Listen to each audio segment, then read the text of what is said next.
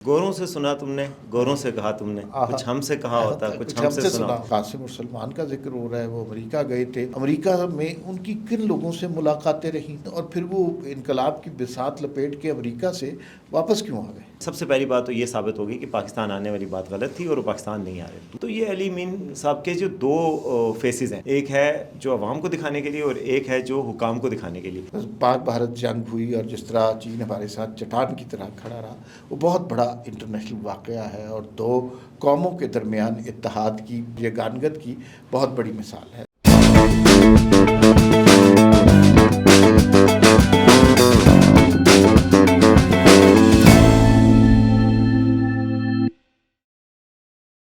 جی ناظرین، السلام علیکم۔ میں اور وسیم عباسی آپ کی خدمت میں حاضر ہیں۔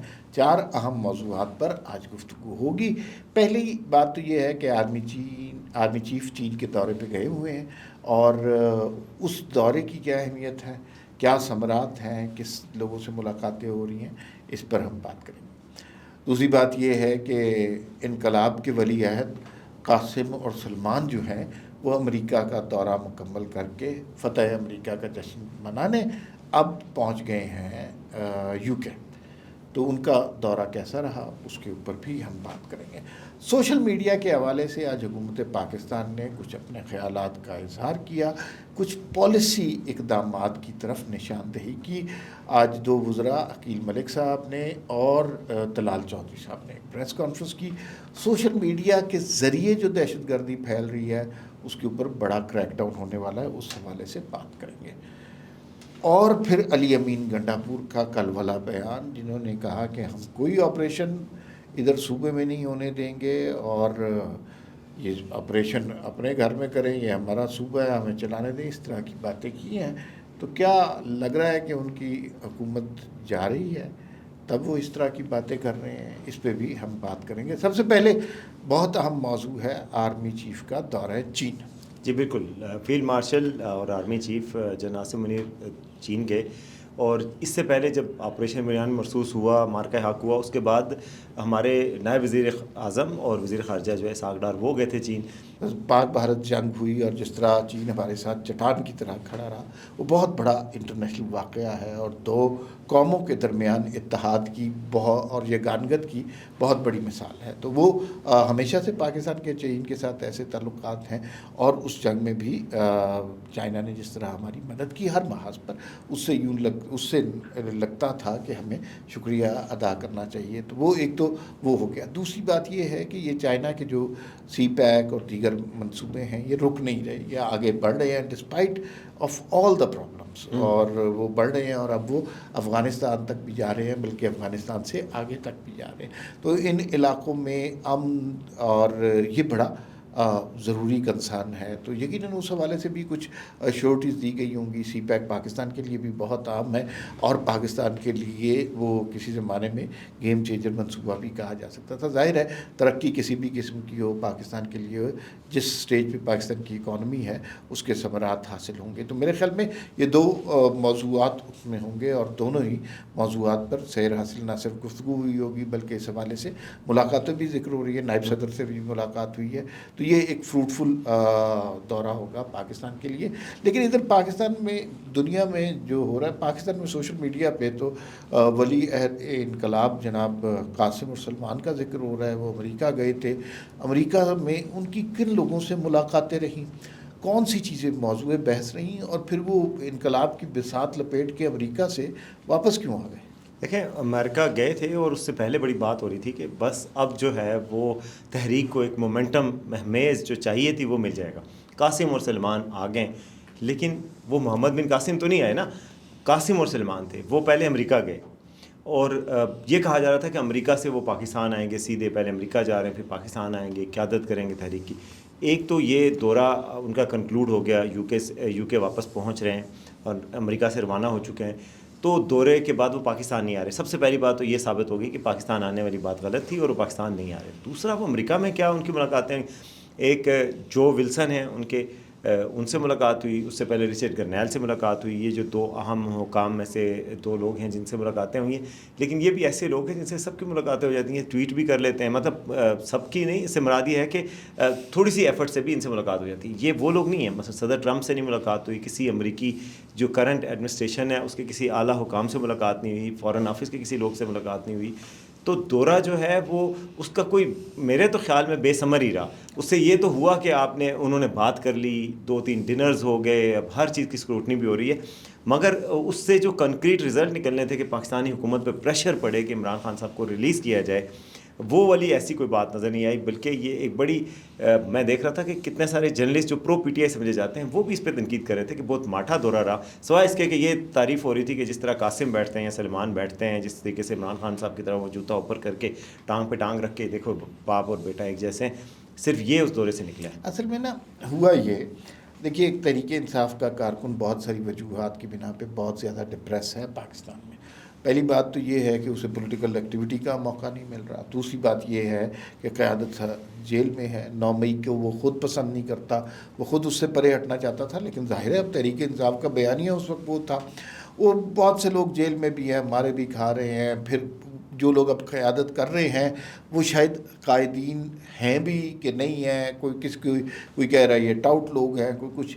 عمران خان جیل میں ہے, اس کی جو کارکن ہے نا اس کی محبت عمران خان سے ہے اور اس پہ وہ کمپرومائز نہیں کرتے. کوئی بھی شخص ابھی تحریک انصاف کا, اسے آپ بیرسٹر سیف ہی ہوں, چاہے وہ پہلے نام عمران خان کا لیتے ہیں, پھر اس کے بعد کوئی کارروائی شروع کرتی ہے. جب یہ خبر آئی کہ سلمان اور قاسم پاکستان آئیں گے امریکہ کے بعد, ظاہر ہے کارکن کے دل میں امید کا ایک چراغ تو چلا. اپنے لیڈروں سے محبت تو ہوتی ہے. تو اس نے کہا کہ جس طرح میں جوتے کھا رہا ہوں, جس طرح مجھے گالم گلوچ ہو رہی ہے, جس طرح میرے اوپر مجھے جیل کا خطرہ ہے, تو شاید میرے ساتھ آ کر قاسم اور سلمان کھڑے ہوں گے اور وہ اس اسٹرگل میں حصہ لیں گے. لیکن انہیں شاید اندازہ نہیں تھا کہ وہ وہاں پلے بڑے بچے ہیں, وہ وہاں پر کوئی بہت اچھا ڈنر تو کر سکتے ہیں, لیکن وہ اس اسٹرگل میں آ کے ان کے لیے تو یہ گندے مندے لوگ ہیں, تو اس اسٹرگل میں حصہ کبھی بھی نہیں لیں گے. تو آپ کے دل میں جو امیدوں کے چراغ تحریک انصاف کے کارکنوں میں جل رہے تھے قاسم اور سلمان کے پاکستان کے دورے کے حوالے سے, ان چراغوں کو بجھا دینا چاہیے. گوروں سے سنا تم نے, گوروں سے کہا تم نے, کچھ ہم سے کہا ہوتا, کچھ ہم سے سنا ہوتا. یہ پاکستانی کارکن کہتے ہیں. ہاں, یہ بالکل اور صحیح کہتے ہیں.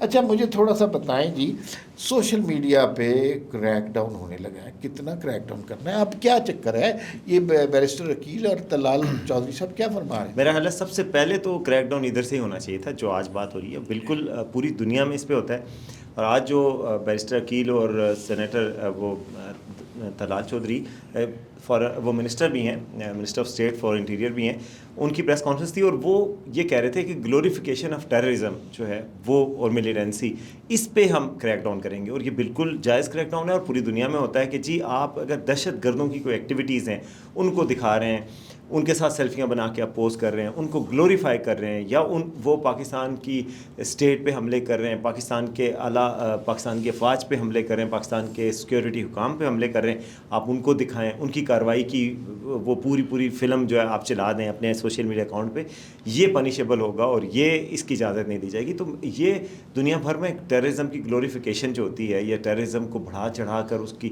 داد اور مدد, یہ اجازت کہیں پہ بھی نہیں ہوتی, نہ سوشل میڈیا پلیٹ فارم پہ بھی ہوتی ہے. پاکستان کو میرے خیال ہے یہ تو کر ہی رہے ہیں کہ جو کریں گے ان کے خلاف کریک ڈاؤن ہوگا, یا پیکا ایکٹ لگے گا. پیکا ایکٹ تو آج کل ماشاء اللہ اتنا ہے کہ وہ ہر چیز پہ لگ جاتا ہے, لیکن یہاں پہ بالکل لگنا بھی چاہیے. اور ساتھ ساتھ ٹیکنالوجی کی جو کمپنیاں پلیٹ فارمز ہیں, یہ ٹویٹر, فیس بک, یوٹیوب اور باقی, ان سے بھی پاکستان کو یہ معاملہ اٹھانا چاہیے کہ یہ تو جائز مطالبہ ہے, یہ اظہار رائے تو نہیں ہے کہ آپ مجھے دہشت گردی کی اجازت ہے. تو یہ ہو رہا ہے اور یہ ہونے کی ضرورت تھی. اچھا دیکھیے, اس میں نا پاکستان کے لیے یہ اس لیے ضروری ہے, ہم دیکھتے ہیں کہ PLA کے اکاؤنٹ سے کیا کچھ ہو رہا ہوتا ہے. وہ صرف اینٹی اسٹیٹ نہیں ہوتا, وہ اینٹی اسٹیٹ تو ہوتا ہی ہوتا ہے, ساتھ ہی دہشت گردی کے واقع ہوتے ہیں جو ساری دنیا کے لیے کنسرن ہے.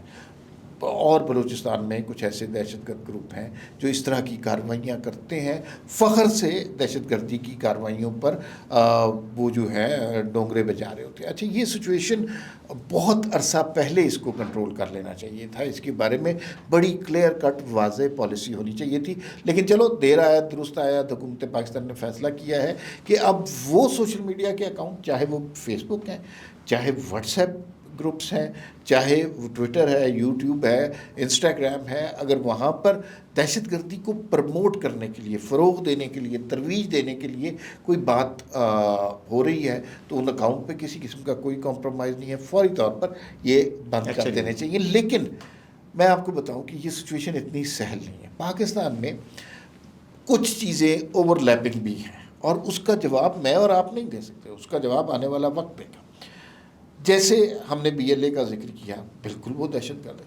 جیسے اب ہم ذکر کریں گے 9 مئی کا، تو اگر اس کو آپ، اور یہ ریاست کی اپنی ڈیفینیشن ہے، اگر وہ اس کو دہشت گردی میں سمجھتے ہیں تو پھر ان کے بھی سارے اکاؤنٹ سمجھیں گے۔ اگر وہ ایک پولیٹیکل جماعت کی سٹرگل سمجھتے ہیں تو وہ ایک ڈفرینٹ طریقے سے آئیں گے۔ تو یہاں پر کچھ موضوعات اوور لیپنگ بھی ہیں۔ بس یہ پھر میک شور کرنا چاہیے کہ اس کو سیاسی مخالفین کے خلاف استعمال نہیں ہونا چاہیے، ایک پیور وہ لا اینڈ آرڈر سچویشن کے حساب سے اس کے کاؤنٹر ٹیررزم کے انیشیٹو کے طور پہ اس کو یوز کرنا چاہیے۔ اور یہ ہمیشہ رہتا ہے کہ حکومتوں کے پاس جب اختیارات آتے ہیں ان کے مس یوز کی ہمیشہ رہتی ہے، اسی لیے پھر عدالتی نظام ہوتا ہے کہ وہ محاسبہ کرے اور کھرے اور کھوٹے کو الگ کرے۔ بس اس میں صرف یہ آپ بالکل درست بات کی ہے کہ ضرور دہشت گردی کے خلاف کے اکاؤنٹس کے خلاف کریک ڈاؤن ہونا چاہیے، لیکن اس ساری اسکیم کو اگر سیاسی انتقام کا ذریعہ بنائیں گے تو یہ معنی کھوتے جو اصل مقصد ہے وہ بھی نہیں ہوگا، وہ بھی کھو جائے گا۔ آخر میں تھوڑی سی بات کر لیں، یہ علی امین گنڈا پور کو کیا ہو گیا بھائی؟